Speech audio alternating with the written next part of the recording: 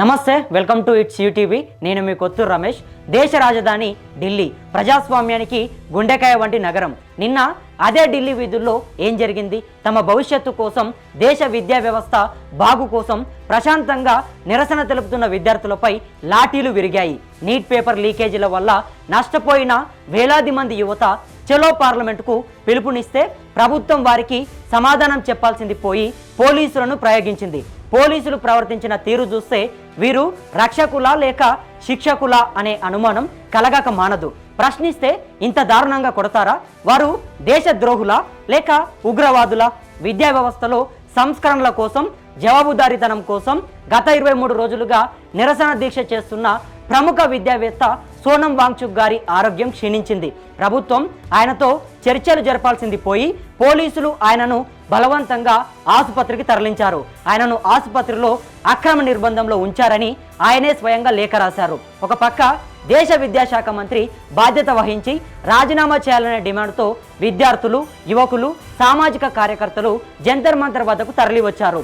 వాంగ్చుక్ గారి భార్య గీతాంజలి గారు ఈ పోరాటానికి నాయకత్వం వహించారు. విద్యార్థుల ఆవేదనను అర్థం చేసుకోకుండా వారిని అణిచివేయడమే లక్ష్యంగా ప్రభుత్వం వ్యవహరించిందనేది స్పష్టమవుతుంది. శాంతియుతంగా సాగుతున్న నిరసన ప్రదర్శనను పోలీసులు బారిగేడ్లతో అడ్డుకున్నారు. విద్యార్థులు ముందుకు సాగడానికి ప్రయత్నిస్తున్నప్పుడు పోలీసులు ఒక్కసారిగా లాఠీ చార్జ్ చేశారు. ఇది కేవలం చెదరగొట్టడం కాదు, కిరాతకంగా కొట్టడం. చాలా మంది విద్యార్థుల కాళ్ళు చేతులు విరిగాయి, కొందరికి కళ్ళు దెబ్బతిన్నాయి. కన్నీటి వాయువు షెల్స్ ప్రయోగించి వారిని తీవ్ర ఇబ్బందులకు గురి చేశారు.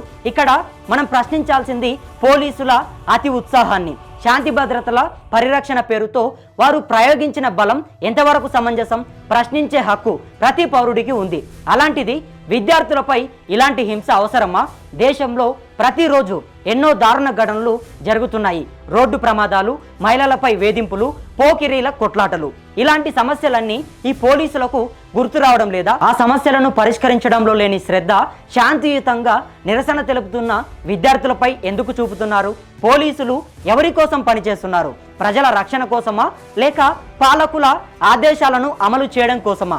విద్యార్థులు ఆసుపత్రి పాలవుతుంటే కొందరు విద్యార్థులు పోలీసుల కాళ్లపై పడి వేడుకుంటే కూడా కనీసం కనికరం లేదా? ఇది పోలీసు వ్యవస్థలోని మానవత్వాన్ని ప్రశ్నార్థకం చేస్తుంది. విద్యార్థుల డిమాండ్లు చాలా స్పష్టంగా ఉన్నాయి.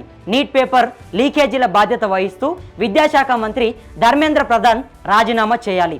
సోనం వాంగ్చుక్ గారిని తక్షణమే విడుదల చేయాలి. అలాగే లీకేజీల ఒత్తిడితో ఆత్మహత్య చేసుకున్న విద్యార్థుల కుటుంబాలకు నష్టపరిహారం అందించాలి. ఈ డిమాండ్లు న్యాయమైనవి. విద్యా వ్యవస్థలో పారదర్శకత, జవాబుదారీతనం కోసం వారు పోరాడుతున్నారు. ప్రభుత్వం వెంటనే ఈ అంశంపై స్పందించి విద్యార్థులకు న్యాయం చేయాలి. విద్యార్థులు దేశ భవిష్యత్తు. వారిని అణిచివేయడం అంటే దేశ భవిష్యత్తును అణిచివేయడమే. పోలీసుల అతి ఉత్సాహం, హింసాత్మక చర్యలు ప్రజాస్వామ్యానికి మంచివి కావు. ప్రభుత్వం వెంటనే ఈ ఘటనపై బాధ్యతాయుతంగా స్పందించి దోషులైన పోలీసులపై చర్యలు తీసుకోవాలి.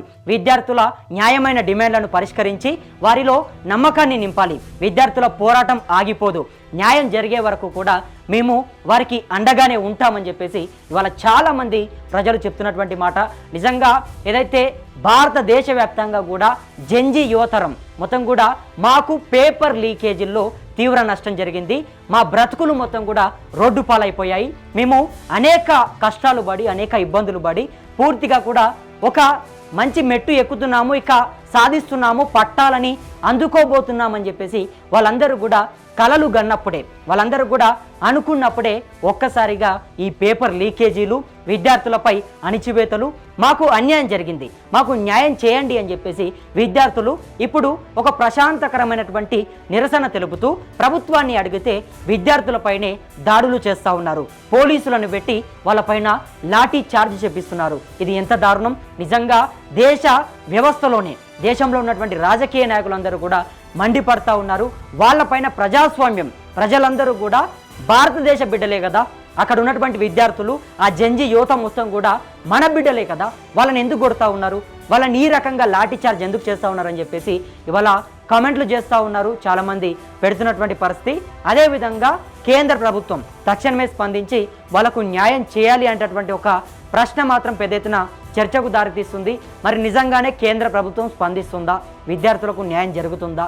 సో ఈ ఏదైతే పేపర్ లీకేజీల విషయంలో విద్యార్థులకు న్యాయం జరగాలి అని చెప్పేసి మనం అందరం కూడా కోరుకుందాము. మరి దీనిపైన మీ అభిప్రాయం ఏంటో కింద కమెంట్ బాక్స్లో కమెంట్ చేయండి. మరిన్ని ఇటువంటి వార్తలని మీ ముందుకు తీసుకొచ్చేందుకు ఇట్స్ యూటీవీని సబ్స్క్రైబ్ చేసుకొని మాకు అండగా ఉంటారని చెప్పి నా మనస్ఫూర్తిగా వేడుకుంటూ నేను మీ కొత్తూరు రమేష్. ధన్యవాదాలు మిత్రులారా.